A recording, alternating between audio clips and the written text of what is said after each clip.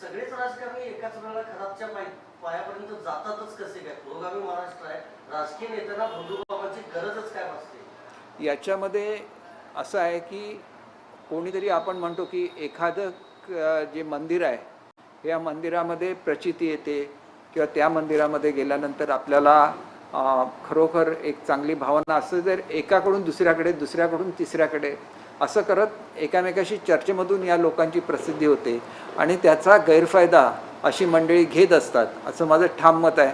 कारण मी शिवमंदिर म्हणून गेलो होतो, त्यानिमित्ताने ओळख झाल्यानंतर माझ्या लक्षात आलं की अनेक महनीय व्यक्तीसुद्धा त्या ठिकाणी येत असतात. हे बघा, श्रद्धा हे वेगळं भाग आहे आणि जादूटोना हा वेगळा भाग आहे. मी स्वतः जरी त्या माझी ओळख झालेली असली तरी कुठल्याही तऱ्हेचा अघोरी विधीमध्ये मी भाग घेतलेला नाही.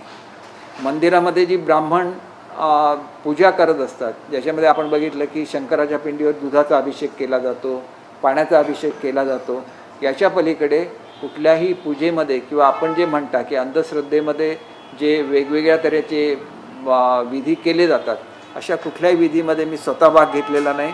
की ह्याच्यापैकी आलेल्या कुठल्याही माणसाने शंकराची पूजा म्हणजे शिवपूजा करण्याच्या व्यतिरिक्त काय केलं असेल असं मला स्वतःला वाटत नाही. परंतु एकंदरीत आता ज्या बातम्या येतात त्याच्यावरून त्यांनी आपलं ज्योतिषाचं जे ज्ञान आहे त्या ज्ञानाचा गैरवापर करून अनेक महिलांना फसवल्याचं आता निदर्शनाला आणत आहे आणि ही अत्यंत चुकीची बाब आहे आणि महिलांवर अन्याय करणारी बाब आहे.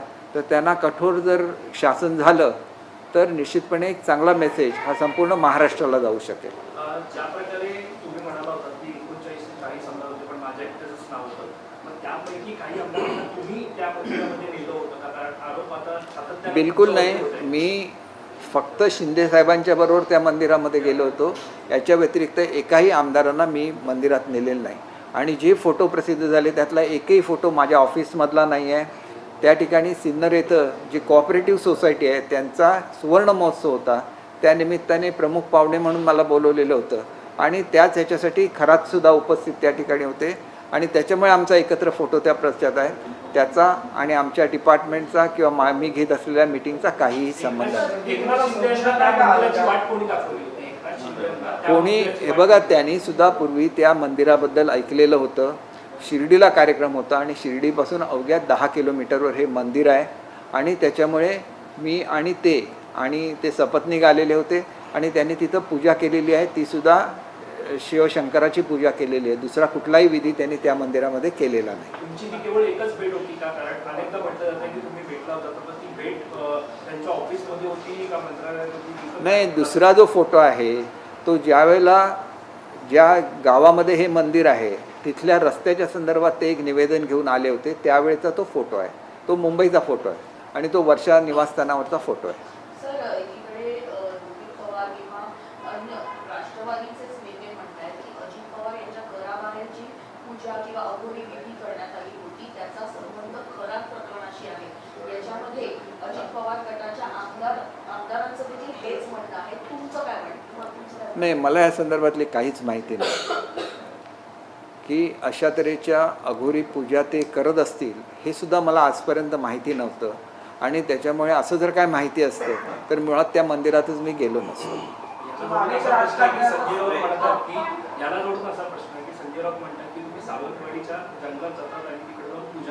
हे साप चुकीचं आहे.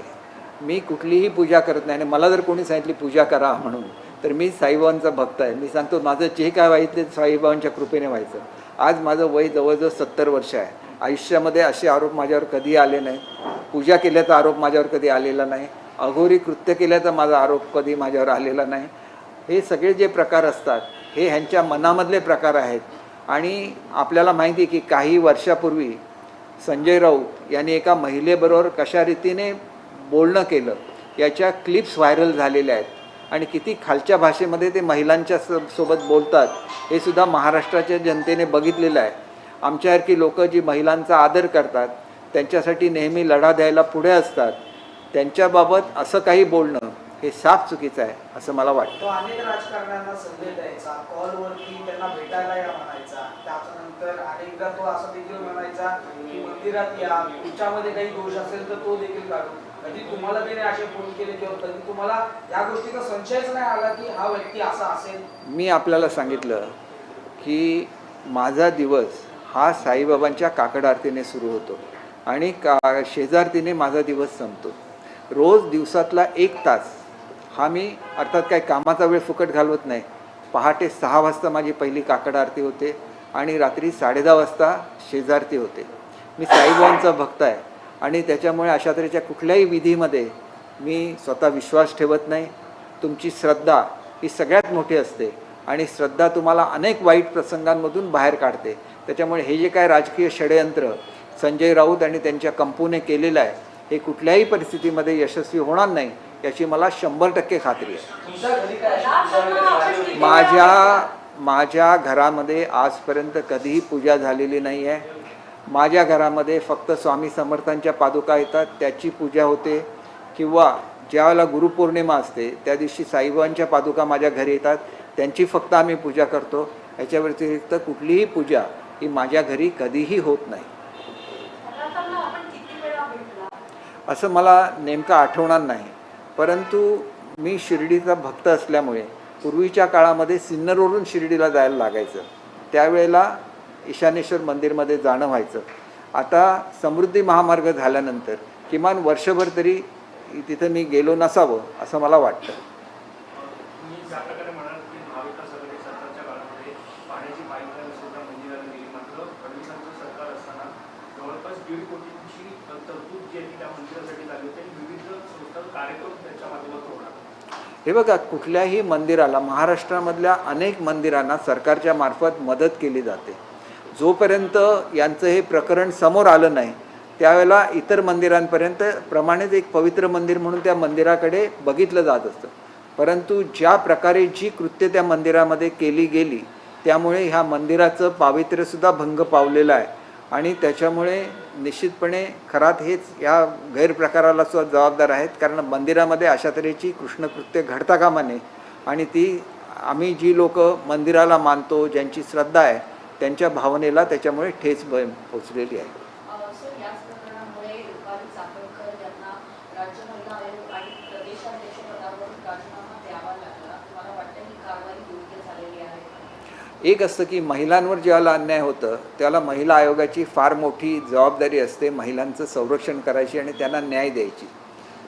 त्या ट्रस्टच्या सदस्य होत्या आणि त्याच्यामुळे त्या संबंधित व्यक्ती होत्या. कारण हा प्रकार हा ईशानेश्वर मंदिरामध्ये घडलेला होता. त्या ईशानेश्वर मंदिरच्या ट्रस्टमध्ये डायरेक्टर म्हणून सहभागी होत्या आणि त्याच्यामुळे त्यांच्याकडून महिलांना न्याय मिळू शकेल की नाही अशी शंका महाराष्ट्राच्या मनामध्ये येण्याची शक्यता असल्यामुळे मुख्यमंत्र्यांनी त्यांना त्यांच्या पदाचा राजीनामा देण्याचे निर्देश दिले.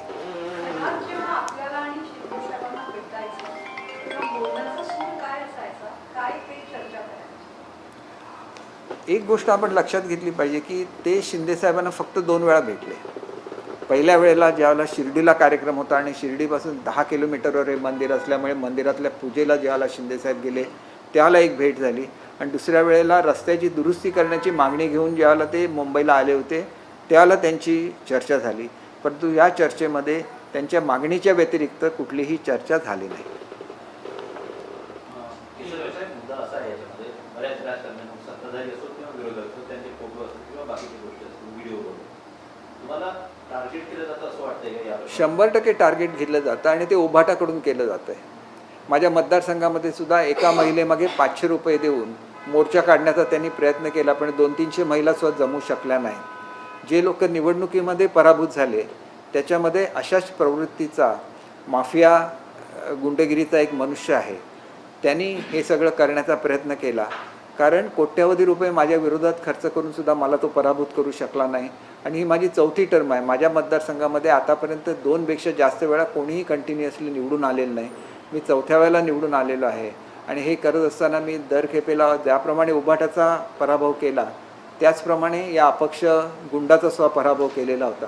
त्याच्यामुळे हा गुंड मनुष्य याच्याकडे भरपूर पैसे आहेत आणि ह्या पैशाचा वापर करून वेगवेगळ्या सोशल मीडियाना हाताशी धरून ही सगळी कृत्य तो करतो आणि त्याच्याचमुळे मी तुम्हाला सांगितलं की एकदा या संदर्भामधलं चार्जशीट फाईल झालं किंवा या लोकांवर काहीतरी कारवाई करायला लागतील नाहीतर हे असंच धजावत राहतील आणि लोकांची अशाच तऱ्हेने बदनामी करत राहतील. त्याच्यामुळे ह्या प्रवृत्तीला सुद्धा कधीतरी ठेचलं पाहिजे. ज्याप्रमाणे खरात ही एक वाईट प्रवृत्ती आहे, तसंच हे बदनामी करणारी लोकंसुद्धा वाईट प्रवृत्ती आहे आणि ते समाजामधल्या चांगल्या लोकांची बदनामी स्वतःच्या स्वार्थासाठी करत असतात. साहेब, आपण एक अतिशय चांगले गृहराज्यमंत्री होता. या प्रकरणाची चौकशी करणाऱ्या SIT